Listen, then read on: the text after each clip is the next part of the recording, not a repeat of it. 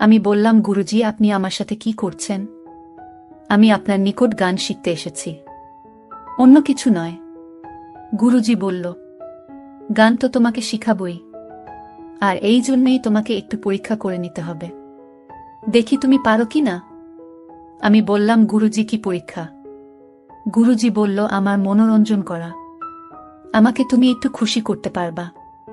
আসলে তোমাকে আমার কাছ থেকে বাক্যি নিতে হবে, আর তার জন্য তোমাকে আমার সাথে একটি কাজটি করতে হবে। আমি বললাম, কি কাজ গুরুজি? গুরুজি বলল, মাত্র অনুষ্ঠান করে এসেছি, আমি খুব টায়ার্ড, আমি খুব ব্যথা অনুভব করছি, মনে হয় গাড়ির জাহারে। আমাকে একটু মেসেজ করে দাও।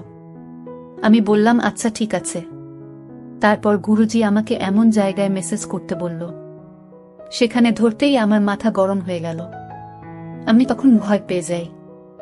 একটু পরেই গুরুজি অন্য রকম আচরণ করা শুরু করল এবং আমাকে জোর করার চেষ্টা করল, যা শুনলে বন্ধুরা তোমাদের কলিজা লাফ দিয়ে উঠবে।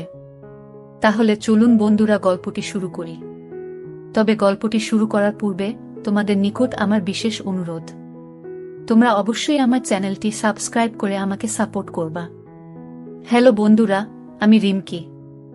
আমার বর্তমান বয়স 25। তবে আমি আপনাদের সামনে আজকে যে গল্পটি বলবো সেটি আমার নিজের জীবনের গল্প। তবে গোপনীয়তার রক্ষার জন্য আমি আমার ছদ্ম নাম ব্যবহার করেছি। গল্পটি হলো, আমি যখন ক্লাস 9-এ পড়ি তখন আমার আনুমানিক বয়স হবে 15 থেকে 16। আমার বাবা একজন ছোটখাটো শিল্পী। বাবা মা দুজনেই বাউল গান খুব পছন্দ করত, আর আমার বাবা মারও স্বপ্ন আমি একজন নামকরা বাউল শিল্পী হই। আর আমারও ছোটবেলা থেকেই বাউল গান করার খুব শখ। আমি প্রতিনিয়তই বাউল গান করার চেষ্টা করতাম, আর মাঝে মাঝে বাবা মার সাথেও বাউল গানের অনুষ্ঠানে যেতাম। গানের শেষে দর্শকরা যখন হাত তালি দিত, তখন আমার খুব ভালো লাগত। মনের মাঝে তখন আরো বেশি প্রেরণা পেতাম শিল্পী হওয়ার। দর্শক মণ্ডলী, বুঝতেই পারছেন আমি আজকে যে ঘটনাটি বলছি সেটি আমার বয়স যখন 15-16। মাত্র আমার যুবতী বয়স শুরু হলো। দেখতেও খারাপ ছিলাম না। আমার চেহারা এত সুন্দর ছিল যে আমি সাজলে আমাকে পরীর মতো দেখা যেত, আর আমার গঠন গাঠনও ছিল দেখার মতো। বিশেষ করে পিছনটা এতই আকর্ষণীয় ছিল যে আমি যখন হাঁটতাম তখন আমার হাঁটার উঠা নামার শৈলিক দৃশ্যটা দেখে হাজারো পুরুষ তাদের রাতের ঘুম হারাম হয়ে যেত। আমার উঠতি বয়স তখন যে কোনো পুরুষ আমাকে দেখলেই আমার দিকে হা করে চেয়ে থাকত। বিশেষ করে আমার বিশেষগুলো ছিল অনেক আকর্ষণীয়। ছেলেরা আমাকে দেখলেই ইয়ার্কি মারত। আমি তাদের ইয়ার্কি পেয়ে অনেক মজা পেতাম। তখন তো আর এত কিছু বুঝতাম না। ছেলেদের ইয়ার্কি পেলে ভালোই লাগত। প্রতিদিন অনেক ছেলের প্রস্তাব পেতাম, কিন্তু মন দেওয়ার মতো কাউকে পেতাম না। মূলত আমি যে রকম ছেলে খুঁজতেছিলাম তেমন ছেলে পেতাম না। একদিন একটি ছেলে, আমি যখন স্কুল থেকে আসছিলাম তখন মোটর সাইকেলে করে আমার পিছু নিল। ছেলেটি দেখতে অনেক হ্যান্ডসাম, উচ্চতা 5 ফুট 7-8 ইঞ্চি হবে। একটু নির্জন জায়গায় গিয়ে মোটর সাইকেল থেকেই আমাকে বলে, হ্যালো সুন্দরী, লাভ ইউ, তুমি অনেক সুন্দর, তোমাকে আমার মনে ধরেছে। এই কথাটি বলেই চলে গেল। বাট আমি তাকে কিছুই বলতে পারলাম না। পরের দিন এই ছেলেটি আবার আমার পিছু নিল। মোটর সাইকেলে থেকেই আমাকে একটি ফুল আর একটি প্যাকেটে কতগুলো দামি দামি চকলেট দিয়ে কিছু না বলে লজ্জায় চলে গেল। আমিও তার এটি নিলাম। নিয়ে বাসায় গিয়ে দেখি চকলেটের প্যাকেটের ভিতর একটি কাজকে একটি মোবাইল নাম্বার দিয়ে রেখেছে। তার দেওয়া প্যাকেটের ভিতরে কাগজটির মধ্যে লেখা, যদি আমাকে আপন মনে করো তাহলে আমার রিকোয়েস্ট রইল আমাকে একটি ফোন দিবা। আমি তোমার ফোনের অপেক্ষায় রইলাম। পরের দিন আমি তার নাম্বারে কল দিতেই সে আমার ফোন পেয়ে আনন্দে আত্মহারা হয়ে উঠল। এইভাবে তার সাথে আমার প্রতিদিন একটু একটু করে কথাবার্তা চলতে থাকে। আর অপরদিকে আবার বাবা মা আমাকে বলল, রিমকি, তুই আমাদের একমাত্র মেয়ে, তোকে নিয়ে আমাদের অনেক স্বপ্ন, তুই বড় হয়ে অনেক নামকরা শিল্পী হবে, তোকে নিয়ে আমাদের অনেক আশা। মা, তুই কি আমাদের আশা পূর্ণ করবে না? আমি বললাম, বাবা, তোমাদের আশা পূরণের জন্য আমি সবকিছু করতে প্রস্তুত, তোমরা বলো আমাকে কি করতে হবে। তারপর বাবা একটু চুপ করে থেকে বলল, মা, তোকে অনেক বড় বাউল শিল্পী হতে হলে একজন বড় গুরুজির নিকট থেকে শিক্ষা নিতে হবে। এখন আমরা চাচ্ছি দেশের নামকরা একজন বাউলের নিকট তোকে পাঠাতে। সে তোকে অনেক বড় শিল্পী বানাতে পারবে। আর তোর মেধাও একেবারে খারাপ না। এখন তুই কি বলছ মা? আমি বললাম, বাবা মা তোমরা যা করো তাতে আমার কোনো আপত্তি নাই। তোমরা যদি মনে করো যে বড় বাউল শিল্পীর নিকট থেকে আমাকে শিক্ষা গ্রহণ করতে হবে, তাহলে তাই করো। তারপর আমার বাবা বলল, ঠিক আছে মা, তাহলে আমরা তোকে অনেক নামকরা একজন বাউলের নিকট শিক্ষা গ্রহণ করার জন্য পাঠানোর ব্যবস্থা করছি। এদিকে ছেলেটির সাথে আমার প্রতিদিন কথা বলতে বলতে এক প্রকার প্রেমের সম্পর্কে গড়ে ওঠে। তারপর একদিন ছেলেটিকে আমি আমার সব কথা বললাম আমার জীবনের লক্ষ্যের কথা। আমি বললাম, আমি অনেক বড় বাউল শিল্পী হতে চাই, আর এ ব্যাপারে আমার যথেষ্ট অভিজ্ঞতাও আছে। এখন তুমি কি বলো? ছেলেটি বলল, সমস্যা নাই, আমিও একজন বাউল প্রেমী। বাউল গান আমিও অনেক ভালোবাসি, আর এজন্য তোমাকে আমিও যথেষ্ট হেল্প করার চেষ্টা করব। এদিকে আমার বাবা মা একজন নামকরা বাউল শিল্পীর সাথে কথা বলে আমাকে সেখানে পাঠানোর ব্যবস্থা করেছে। আমিও অনেক বড় শিল্পী হওয়ার আনন্দে সেখানে চলে গেলাম। আমাকে আমার বাবা মা বাউল শিক্ষক অর্থাৎ দেশের নামকরা একজন বাউল গুরুজির নিকট আমাকে নিয়ে গেল। তারপর গুরুজি আমাকে খুব ভালো করে দেখল এবং জিজ্ঞাসা করল, তোমার নাম কি? আমি বললাম, গুরুজি আমার নাম রিমকি। তারপর আমাকে আরো অনেক কিছু জিজ্ঞাসা করল। আমি গুরুজির সকল কথা সঠিকভাবে উত্তর দেওয়ার চেষ্টা করলাম। গুরুজি আমার উত্তর শুনে আমাকে বলল, মা, একটি বাউল গান গেয়ে আমাকে শোনাও তো। আমি গুরুজির সামনে একটি গান গেয়ে শোনালাম। গুরুজি আমার গান শুনে আমার বাবা মাকে বলল, বাহ বাহ, আপনার মেয়ের কণ্ঠ তো বেশ মিষ্টি। আপনার মেয়ে দেখবেন একদিন দেশের নামকরা শিল্পী হবে। বাবা মা আমাকে গুরুজির এখানে শিক্ষা গ্রহণ করার জন্য রেখে চলে আসে। গুরুজির এক ছেলে, দুই মেয়ে, আর আমি থাকি আলাদা রুমে। প্রতিদিন গুরুজি আমাকে দুপুর বেলা গান শিখাতে আসত। প্রথম দিন যখন গুরুজি আমাকে গান শিখাতে আসলো, তখন দেখলাম গুরুজি মাঝে মাঝে আমার দিকে কেমন করে যেন চেয়ে থাকে। আমি ভাবলাম, গুরুজি মনে হয় এইভাবে মানুষের দিকে চেয়ে থাকে। কিন্তু দিন যত যাচ্ছে গুরুজি তত ভিন্ন রকম আচরণ করতে শুরু করল। বাট আমি কিন্তু বলতে পারতাম না গুরুজি বলে কথা। আর আমার বাবা মাও গুরুজিকে অনেক বিশ্বাস করে।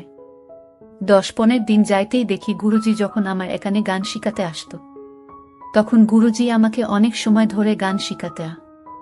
আমি যখন বাদ্যযন্ত্র বাজাতে পারতাম না, তখন উনি এমন ভাবে ধরে শিখাতো যাতে শিহরণ জাগে। আস্তে আস্তে গুরুজি আমার সাথে ফ্রি হতে শুরু হলো। মাঝে মাঝে গুরুজি আমার সাথে এমন আচরণ করে মনে হতো গুরুজি আমার বয়ফ্রেন্ড। এইভাবে চলতে থাকলো আমার বাউল গান শিখা। একদিন গুরুজি আমাকে গান শিখাচ্ছিলেন, আর গান শিখার সময় মাঝে মাঝে আমার সাথে আবেদনময়ী হওয়ার চেষ্টা করছেন। ঠিক এমন সময় আমার প্রেমিক আমাকে ফোন দিয়ে বলল, জানু কেমন আছো? আমি বললাম, ভালো আছি। তুমি কেমন আছো? সে বলল, জি আমিও ভালো আছি। সে বলল, জানু কি করছো? আমি বললাম, গুরুজি আমাকে গান শিখাচ্ছেন। তারপর সে বলল, আচ্ছা ঠিক আছে, তাহলে গান শিখো, আমি পরে কল দিব। এই বলে সে ফোন রেখে দেয়। আমি ফোন কাটার পর গুরুজি আমাকে বলল, কে ফোন দিয়েছিল? আমি বললাম, গুরুজি, আমার ফ্রেন্ড। তারপর আমাকে গুরুজি বলল, ছেলে নাকি মেয়ে? আমি বললাম, গুরুজি ছেলে। তখন গুরুজির মনটা দেখি খারাপ হয়ে গেল। তারপর গুরুজি আমাকে বলল, এখন এই সব ফ্রেন্ড সেন্ড বাদ দাও। বড় শিল্পী হতে হলে আগে গুরুজির সাথে প্রেম করো, আর গুরুজিকে খুশি করো। আমি ভাবলাম গুরুজি আমার সাথে মজা করছে, কিন্তু আস্তে আস্তে গুরুজির আচরণ আমার সাথে রহস্যজনক মনে হলো। এইভাবে 1 মাস চলে গেল। 1 মাস পর গুরুজি আমাকে বলল, রিমনি, আমরা একটি বড় বাউল অনুষ্ঠানে কক্সবাজার যাব। সেখানে 3টি অনুষ্ঠান, আর সেখানে 3 দিন থাকব। তুমি সেখানে কি আমাদের সাথে যাবে? রিমকি বলল, গুরুজি আপনার সাথে যেতে পারলে তো আমি অনেক খুশি হব। আর তাছাড়াও কক্সবাজার আমি কোনো দিন যাইনি। গুরুজির কথায় কক্সবাজার যেতে রাজি হয়ে গেলাম। তারপরের দিন গুরুজি, আমি সহ আমাদের একটি টিম কক্সবাজার যেতে রওনা হলাম। কক্সবাজার গিয়ে প্রথম দিন আমরা সরাসরি গানে আসরে চলে গেলাম। পাশা 3টি বাউল গান একদিন পরপর, তাই আমাদেরকে 3 দিন থাকতে হবে। কক্সবাজার প্রথম দিন অনুষ্ঠান শেষ করার পর আমরা সকলেই কক্সবাজার একটি আবাসিক হোটেলে উঠলাম। আমাদের টিমের সকলেই আলাদা আলাদা রুমে। কিন্তু গুরুজি বলল, রিমকি, আমার শরীরটা বেশি ভালো না, তুমি আমার সাথে কিছুক্ষণ থাকো।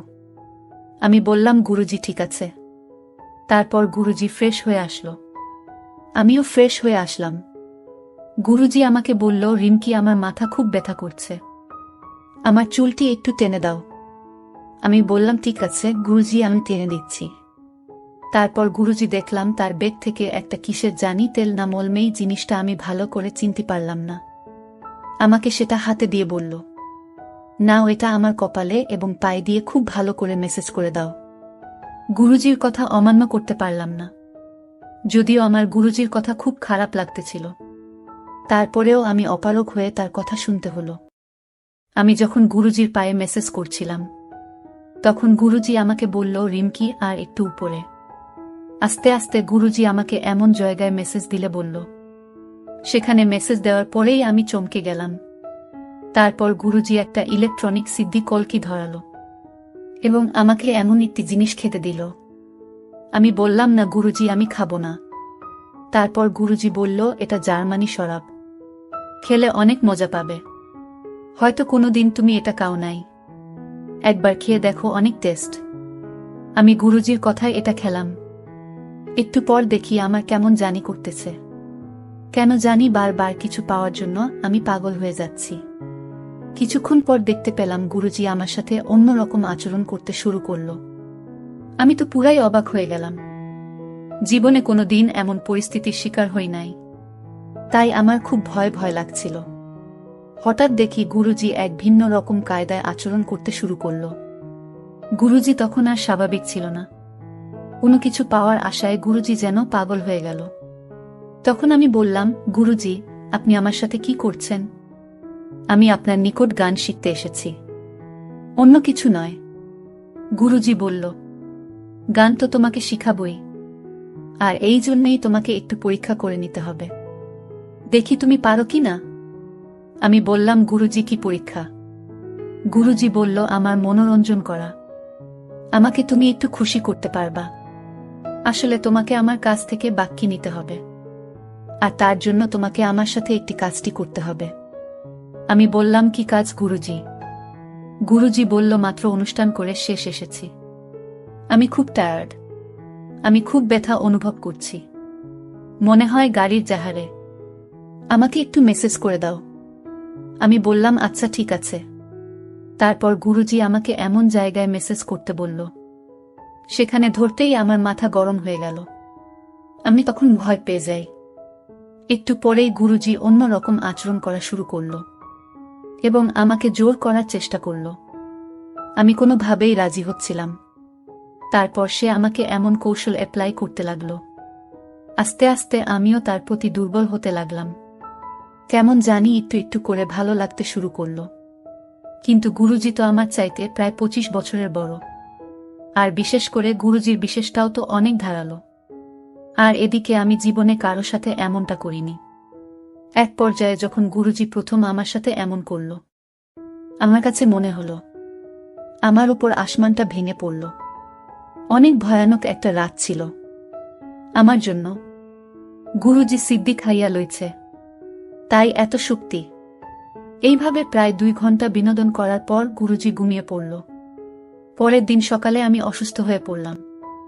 আমি বললাম, গুরুজি, আমি বাড়ি চলে যাব, আমার খুব খারাপ করছে।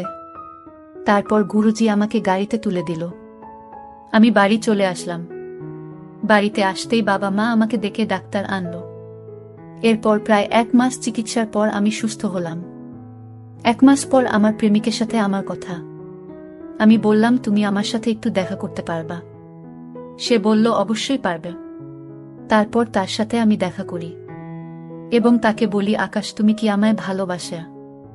সে বলল, অবশ্যই। তারপর আমি বললাম, তাহলে চলো আজকেই তোমাকে বিয়ে করব। সে বলল, ওকে। তারপর আমি তাকে বিয়ে করে ফেলি। জীবন থেকে বাউল শিল্পী হওয়ার স্বপ্ন চিরদিনের জন্য মুছে ফেলি। এখন আমি খুব সুখেই আছি আমার স্বামী সংসার নিয়ে। সবাই আমার জন্য দোয়া করবেন। বন্ধুরা, তোমাদের নিকট আমার একটি ছোট্ট প্রশ্ন। এ গল্প থেকে তোমরা কি শিখতে পারলে? দয়া করে কমেন্ট করে জানাবে। বন্ধুরা, ভিডিওটি যদি ভালো লাগে তাহলে একটি লাইক দিন। আর তোমরা যদি এইরকম ধরনের ইন্টারেস্টিং ভিডিও পেতে চাও তাহলে দয়া করে আমার চ্যানেলটি সাবস্ক্রাইব করো। পরিশেষে তোমাদের সকলের নেক হায়াত কামনা করি। ভিডিওটি দেখার জন্য তোমাদের সকলকে অসংখ্য ধন্যবাদ।